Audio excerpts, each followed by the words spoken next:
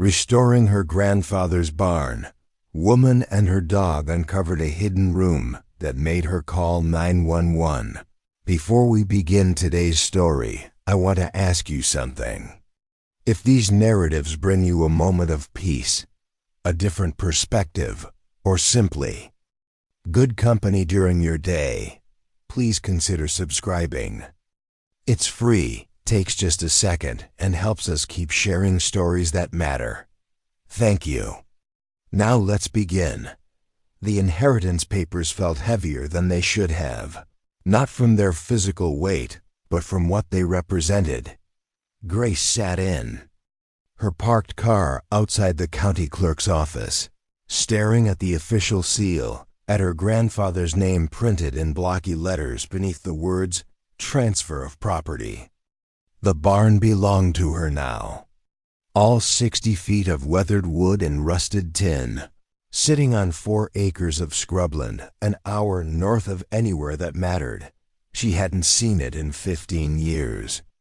Hadn't seen her grandfather in almost as long, though that had been his choice more than hers. He'd been the kind of man who spoke in grunts and nods, who built things with his hands and kept his thoughts locked behind a face that revealed nothing.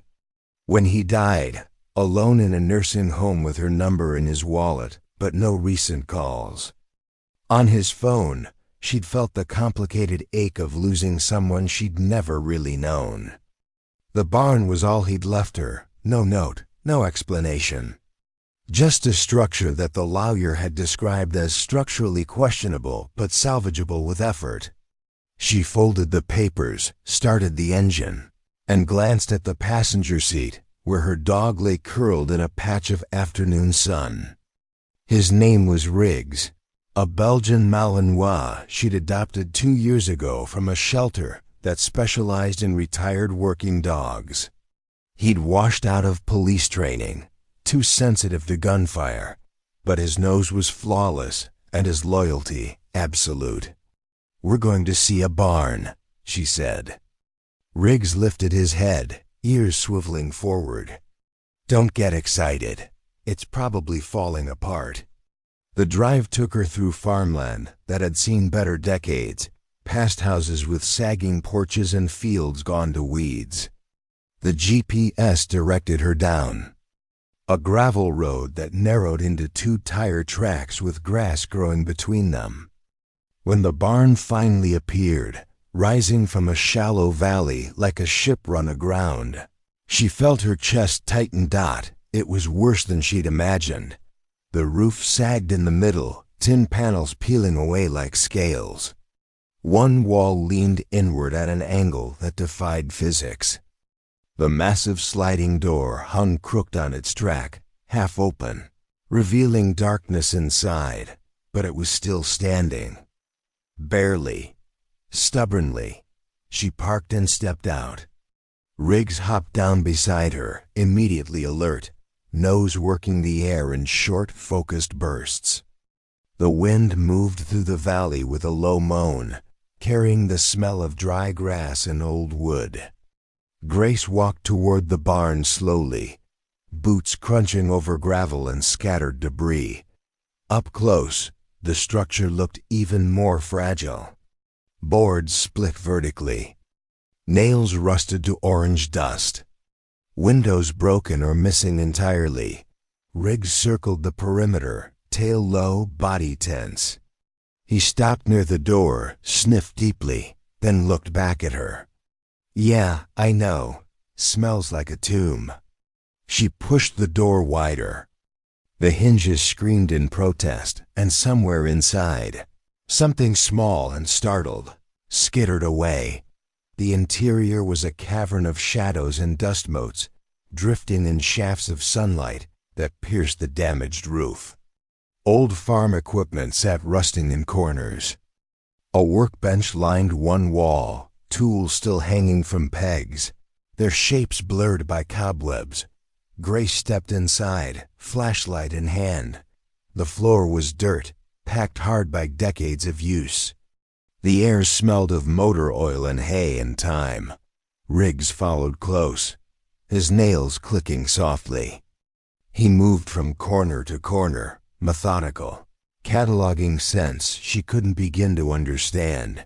She spent the rest of the day assessing the damage.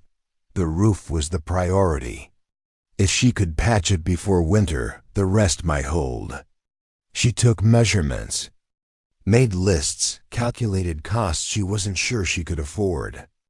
By evening, exhaustion had settled into her bones. She sat on an overturned crate, Riggs lying at her feet, and looked up at the ceiling where starlight was beginning to show through the gaps. "What were you hiding out here, old man?"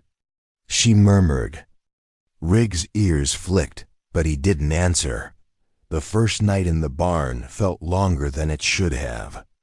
Grace had brought a sleeping bag, a camp stove, and enough supplies for a week.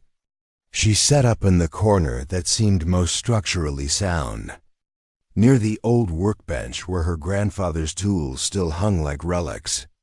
Riggs curled beside her, warm and solid. His presence made the vast empty space feel less hostile. She lay awake listening. The wind testing loose boards. Small creatures moving in the rafters. The barn settling into itself with creaks and groans that sounded almost conversational. She thought about her grandfather, about the few memories she had of him. A silent figure at family gatherings, always on the periphery, never quite comfortable indoors. She remembered him once, crouched in this very barn, teaching her how to properly hold a hammer. She'd been maybe 7 years old. He hadn't smiled, but his hands had been gentle, guiding hers. "Measure twice, cut once," he'd said. The only words he'd spoken to her that entire afternoon. She wondered if he'd known, even then, what he was hiding beneath this place. Morning came cold and gray. Grace woke stiff, breath fogging in the air. Riggs was already up, sitting by the door, watching the mist roll through the valley like a slow tide. She made coffee on the camp stove, hands wrapped around the mug for warmth. The first task was the roof. She'd bought tarps and plywood, roofing nails, a ladder that had seen better days. Climbing onto the barn roof felt like stepping onto the back of a sleeping giant. The tin shifted beneath her weight, loose panels rattling. She worked carefully, methodically, replacing the worst sections, sealing gaps with tar and prayers. Riggs watched from below, occasionally barking if she got too close to an edge dot. By midday. She'd patched the worst of it. Not beautiful, but functional. Rain wouldn't pour through anymore. She climbed down, muscles aching, and stood back to admire the work. It wasn't much, but it was progress. Over the next week, she fell into a rhythm. Wake at dawn, work until exhaustion, collapse at night. Repeat. She reinforced the leaning wall with braces cut from fallen trees she found on the property. She replaced broken windows with salvaged glass from a demolition yard in town. She cleared years of accumulated junk, hauling load after load to a dumpster she'd rented. Riggs became her co-worker. He'd fetch tools she pointed at, bark warnings when boards were about to snap, and sit patiently while she measured and cursed and problem-solved. The barn slowly transformed. Not into something new, but into something closer to what it had been. Honest, functional, standing on its own terms. One afternoon, while tearing out a section of rotted interior wall near the back, Grace found the anomaly. Behind the wooden planks, instead of open space or more wood, there was concrete. Smooth, cold, completely out of place. She stopped, hammer suspended mid-swing. Riggs appeared immediately at her side, nose pressed to the exposed concrete, breathing in sharp bursts. A low whine built in his throat. "Easy, boy. It's just a wall." But even as she said it, she knew it wasn't. She knocked on the concrete with her knuckles. The sound was dull, but behind it, she heard something else. An echo. Empty space. Her pulse quickened. She grabbed the crowbar and began prying away more of the wooden wall. Board after board came. Loose, decades of nails shrieking their release, until finally she'd exposed a section roughly 6 feet wide and 8 feet tall. A door frame, hidden behind the wood. Painted gray to blend with the concrete, but unmistakably a door. No handle. Just a small metal plate at shoulder height with a keyhole that looked decades old. Riggs backed up, hackles raised, a low growl rumbling from deep in his chest. Grace's hands trembled. Who builds a concrete door inside a barn?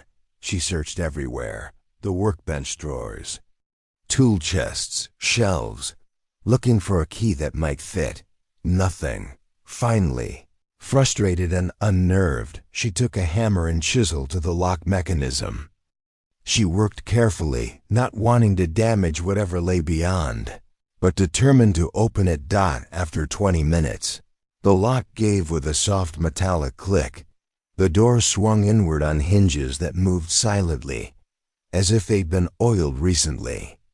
Which was impossible. No one had been here in years. Beyond the door, darkness and stairs. Concrete steps descending into a space that shouldn't exist. Cold air rushed out, carrying a smell that made Grace's stomach clench. Not rot, something chemical. Sterile. Wrong. Riggs refused to go near it. He backed up to the far wall, body rigid, eyes locked on the opening. Grace stood at the threshold, flashlight in hand, heart hammering. Every instinct told her to close the door, walk away, call someone. But she'd spent her whole life walking away from hard things, from difficult conversations, from truths that required courage. Not this time. She descended. The stairs were steep, narrow, the walls pressing in on both sides. Her flashlight beam bounced ahead, revealing more concrete, more stairs, until finally she reached the bottom. Another door. This one unlocked. She pushed it open. The room beyond was roughly 20 feet square. Emergency lights, battery-powered, still glowed dimly along the ceiling, casting everything in a sickly yellow-green. Metal shelves lined 3 walls, holding rows of glass containers. Some large, some small, all labeled with faded handwriting. Chemical names she didn't recognize. Dates from the 1970s and 80s.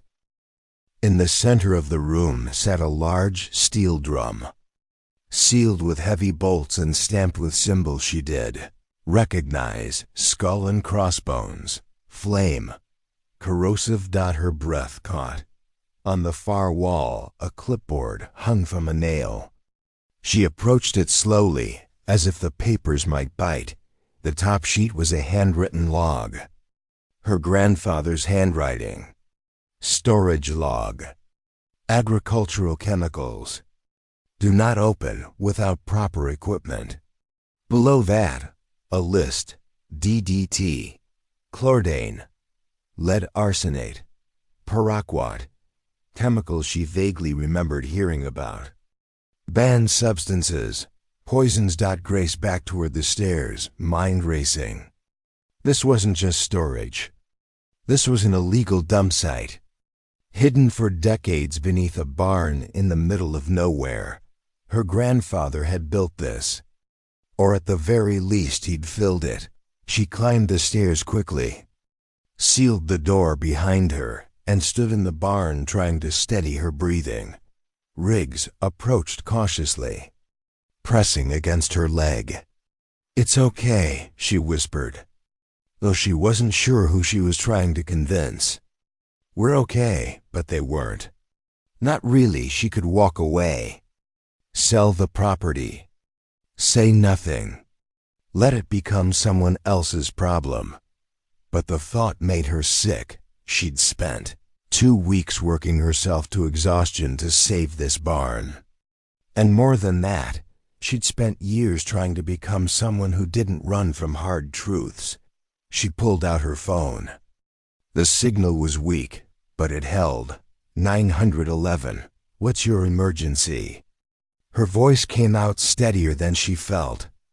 I found an underground storage room beneath my grandfather's barn. It's full of old chemical containers. Hazardous materials. I think they've been here since the 70s. The dispatcher's tone shifted immediately. Are you experiencing any symptoms? Dizziness, nausea, difficulty breathing? No, the room is sealed. But someone needs to see this. These chemicals, they're bad. Stay outside the structure. Units are being dispatched. Grace walked out into the valley, Riggs at her side, and waited. Within an hour, the first vehicles arrived. County Hazmat, Environmental Protection, Fire Department. They came in waves, transforming the quiet valley into a scene of organized chaos. A woman in full protective gear approached, face mask hanging around her neck. You're the property owner? Yes, Grace Milford. I inherited the barn from my grandfather. And you found this room while renovating? My dog smelled something wrong behind a wall. I investigated. The woman glanced at Riggs, who sat calmly beside Grace. Smart dog. He's had training. Good thing. Because what you found down there could have been a disaster. Grace's chest tightened. How bad is it? We're still assessing. But preliminary readings show elevated chemical concentrations. If those containers had corroded through, if the contents had leached into the soil, this valley feeds into the aquifer that supplies water to 3 towns downstream. Grace felt her knees weaken. How many people? About 15,000. The number hit her like a physical blow. The cleanup took weeks. Hazmat teams worked in shifts, carefully removing each container, documenting, sealing, transporting. The underground room was excavated. Soil samples taken from dozens of locations. Grace stayed at a motel in town, but drove out every day to watch the progress. Riggs came with her, as always, observing from a safe distance with the same alert focus he brought to everything. One afternoon, the lead environmental engineer, a man named David Chun, sat down with her at a folding table set up outside the barn. We've removed everything, he said. 73 containers of banned agricultural chemicals. Your grandfather was a farmer? Yes, this was his property for 50 years. David nodded. Back then, people didn't understand the risks. These chemicals were sold legally, used everywhere. When they were banned, disposal was expensive, complicated. A lot of farmers just buried them, but he built a concrete room, which probably saved lives. The containment held. If he'd just dumped them in a pit, we'd be looking at catastrophic soil contamination by now. Grace didn't know how to feel. Pride? Anger? Relief? David continued. We'll be backfilling the room, sealing it permanently.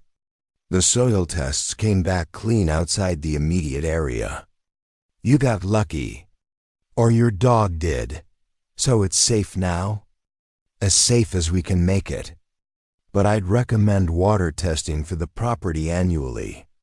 Just to be cautious. Grace nodded, throat tight, when the crews finally left.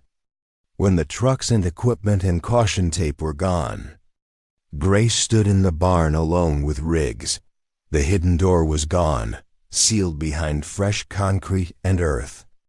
The barn looked the same as it had when she'd arrived, but it felt different, lighter. Honest. She walked to the workbench, running her hand over the tools that still hung there. Her grandfather's tools. The hammer he'd taught her to hold. "You were scared," she said quietly to the empty air.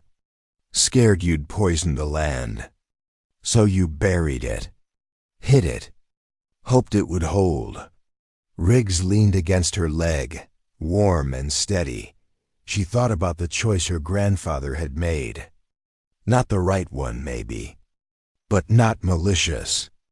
Just human, afraid, trying to protect what he could in the only way he knew how. And she thought about her own choice. To open that door instead of sealing it. To call for help instead of pretending she'd never seen it. "I think," she whispered, "that's what you wanted. Why you left this to me. Because you knew I'd do what you couldn't." The wind moved through the valley, carrying the smell of grass and earth and nothing chemical at all. Grace spent the next month finishing what she'd started. She repaired the last of the roof, replaced rotted boards, painted the exterior a deep red that made the barn look almost noble against the brown hills. She added a small apartment in the loft. Just one room, but it had windows that looked out over the valley and a wood stove that kept the cold at bay. She moved in fully. Sold her apartment in town. Brought her few possessions to this place that had started as an inheritance and become something closer to a mission.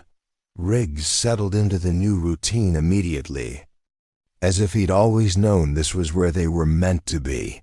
One evening, as winter began to creep down from the mountains, Grace sat on the barn's front step with a mug of tea. Riggs lay beside her, chin on her boot, watching the sun set in shades of amber and rose. A truck pulled up the gravel drive. David Chun stepped out, carrying a folder. "Hope I'm not intruding," he said. "Not at all." "Tea, sure." They sat together on the step, steam rising from their mugs. David opened the folder. "Final report. Thought you'd want a copy." Grace took it, scanned the summary page. "All clear?" "Completely. The containment held. No contamination beyond the immediate room. The aquifer is safe." He paused. "You did something remarkable, you know. Most people would have walked away." Grace shook her head. "I just called the right people. That's more than most would do." They sat in comfortable silence. Riggs' tail thumped softly against the ground. David stood eventually. "If you ever need anything water testing, soil analysis, whatever, call me. We owe you. You don't owe me anything. We owe your dog then." Grace smiled. "I'll tell him." After David left, she sat for a long time, watching darkness fill the valley. The barn behind her felt solid now. Not perfect, but standing. Holding. She thought about her grandfather one last time. About the weight he'd carried alone. About the fear that had driven him to hide rather than seek help. "I forgive you," she whispered. The words felt true. Riggs shifted beside her, resting his head in her lap. She scratched behind his ears, feeling the steady rhythm of his breathing. "We did good, didn't we, boy?" His tail thumped twice. The stars began to emerge, scattered across the sky like salt on dark cloth. The valley breathed its night sounds, crickets, a distant owl. The wind moving through grass. Grace felt something she hadn't felt in years. Not happiness exactly, but peace. The kind that comes from knowing you've done the right thing. Even when it was hard. The barn was hers now. Fully, honestly, with no secrets. Buried beneath it. And for the first time since she'd signed those inheritance papers.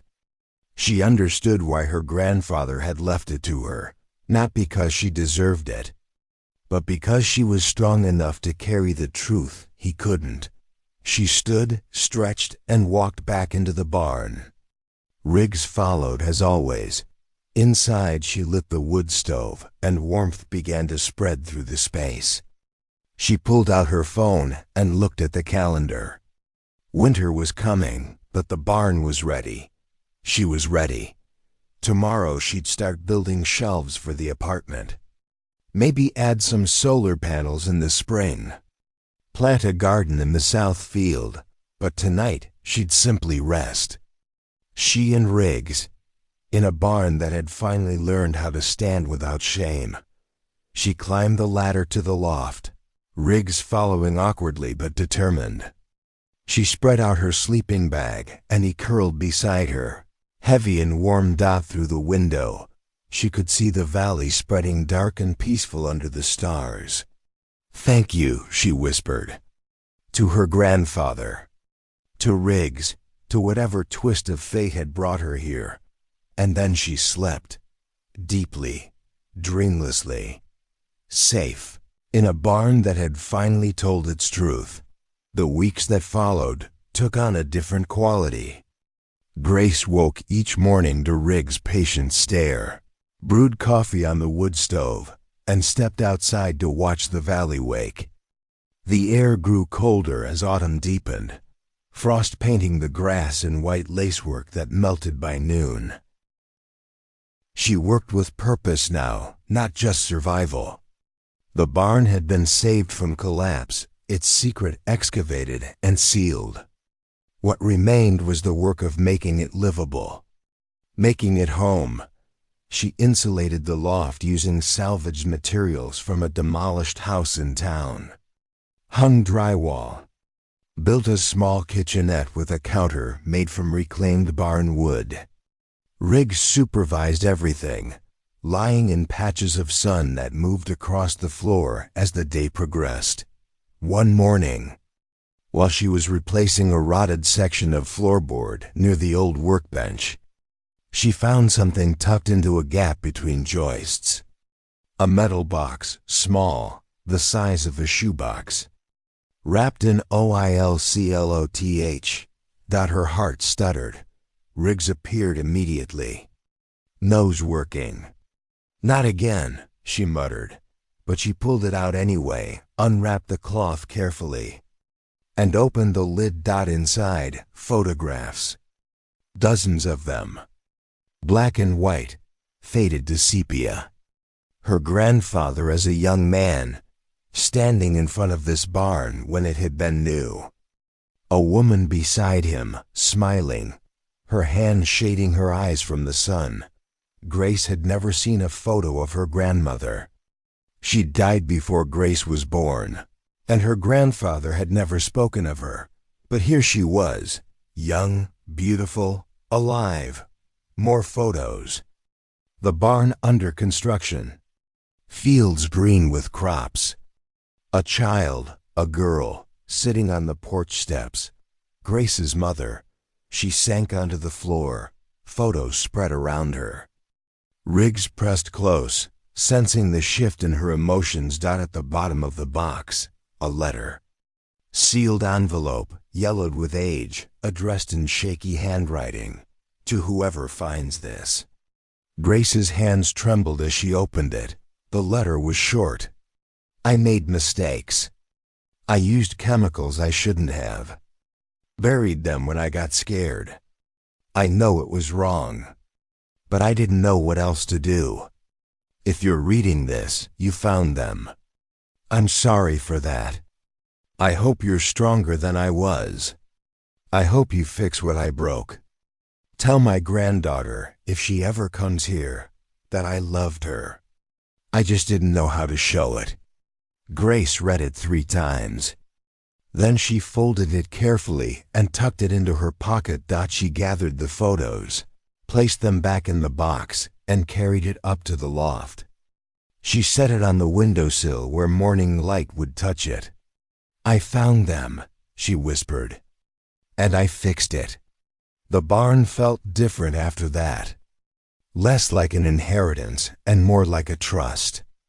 Something passed down not as burden, but as responsibility. Winter arrived in earnest. Snow fell in thick curtains, blanketing the valley in silence. Grace kept the wood stove burning, kept Riggs fed and warm, and worked on smaller projects. She built shelves, made curtains, refinished the old workbench until it gleamed. She also started reaching out to neighbors she hadn't known existed, to the county extension office, to environmental groups interested in sustainable land management. The barn became known locally. That place where the woman cleaned up the old chemical dump. People started stopping by, asking questions, offering help. A retired farmer named Bill brought her a load of firewood and stayed to chat about crop rotation. A woman named Teresa, who ran a native plant nursery, offered to help plant a pollinator garden in the spring. A high school teacher asked if her environmental science class could visit to learn about hazardous waste cleanup. Grace said yes to all of it. The barn, once isolated and hiding secrets, became a place where people gathered, where stories were shared, where mistakes were acknowledged and lessons learned. One February afternoon, during a rare warm spell, David Chun returned with a team of students from the state university. They were doing research on agricultural contamination sites. "Would you be willing to share your experience?" he asked. Grace hesitated. She'd never thought of herself as someone with a story worth sharing. But then she looked at Riggs, who sat patiently watching the students unload equipment. And she thought about her grandfather's letter. "I hope you're stronger than I was." "Yes," she said. "I'll share." She told them everything. Finding the barn, the renovation, Riggs smelling something wrong, the hidden door, the choice to call for help. The students listened, asked questions, took notes. One young woman raised her hand. "Were you scared when you found it?" Grace nodded. "Terrified. I didn't want to believe my grandfather had done something illegal. I wanted to pretend I'd never seen it, but you didn't." "No, because pretending doesn't fix anything. It just lets the problem get worse." When they left, David lingered. "You're good at this." "Teaching, I mean." Grace shrugged. "I'm just telling the truth. That's what makes you good at it." Spring arrived slowly, reluctantly, snow melting in patches to reveal mud and the first brave shoots of green. Grace planted the pollinator garden with Teresa's help. Native flowers, milkweed, wildflowers that would bloom in waves from April through October. Riggs spent his days patrolling the property, chasing rabbits he never caught, lying in the sun. One evening, as Grace sat on the porch watching bees begin to find the early blooms, a car pulled up. A woman stepped out, mid-30s, carrying a baby on her hip. "Are you Grace Milford?" "I am. I'm Sarah. I live about 2 miles east." "I heard what you did here, cleaning up the chemicals." Grace stood. "Is everything okay?" Sarah hesitated. "My grandfather's farm. He died last year. I inherited it. And I think he might have buried things too. Old containers. I found some in the back shed. I don't know what to do." Grace's chest tightened. Then she smiled. "Come inside. Let's talk." They sat at the small table in the loft. Grace made tea. Sarah explained the situation, voice shaking with worry and shame. "It's not your fault," Grace said gently. "And it's not even really his fault. They didn't know better back then. But what do I do now?" "You call the county environmental office. Ask for David Chun. Tell him what you found. They'll help. It's their job. And people will know. They'll judge. Grace reached across the table, touched Sarah's hand. Maybe some will. But the people who matter will understand. And you'll sleep better knowing you did the right thing. Sarah's eyes filled with tears. Thank you. After she left, Grace sat on the porch with Riggs and watched the sun set. She thought about how secrets grew in darkness, how shame kept people silent, how one person choosing honesty could give others permission to do the same. The barn had been her grandfather's secret. Now it was her truth. And maybe, just maybe, that was the point. Summer came full and green. The pollinator garden exploded into color. Bees and butterflies filled the air. Grace woke each morning to birdsong and worked until the heat drove her inside. She'd started a small nonprofit. Nothing fancy. Just a way to help other landowners navigate environmental cleanups without shame or judgment. Sarah was her first client, but others followed. The barn became an informal headquarters. People came for advice, for support, for the quiet reassurance that mistakes could be fixed. Grace never charged anyone. The work itself was payment enough. One August afternoon, she received a letter from the county. Official letterhead. Her stomach dropped. She opened it carefully. Notice of recognition. Grace Milford is hereby commended for her environmental stewardship and commitment to community safety. She read it twice. Then she pinned it to the wall beside her grandfather's photograph. We did it, she whispered. Riggs thumped his tail in agreement. That evening, as the valley filled with the amber light of late summer, Grace climbed onto the barn roof. She'd started doing this sometimes when she needed perspective. The view from up here stretched for miles. Hills rolling into mountains. Sky vast and endless. Riggs watched from below, patient as always. She thought about the journey that had brought her here. The inheritance she'd almost refused. The door she'd almost left closed. The secret she'd chosen to reveal. Every step had been terrifying. But every step had also been necessary. Below her, the barn stood solid. The pollinator garden bloomed. The valley breathed. And for the first time in her life, Grace felt like she'd found her place. Not by accident, not by inheritance, but by choice. She'd chosen to stay when leaving would have been easier. She'd chosen truth when silence would have been safer. She'd chosen to fix what was broken instead of pretending it didn't exist. And in doing so, she'd become someone her grandfather would have been proud of. Someone she was proud of. She climbed down as the stars began to emerge. Riggs greeted her at the bottom, tail wagging. Come on, boy. Let's go inside. They walked into the barn together, into warmth and light and the quiet satisfaction of a day well lived. Grace made dinner. Simple food. She shared it with Riggs.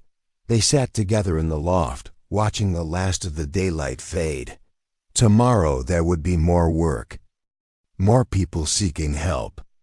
More stories of hidden shame brought into healing light. But tonight, there was just this.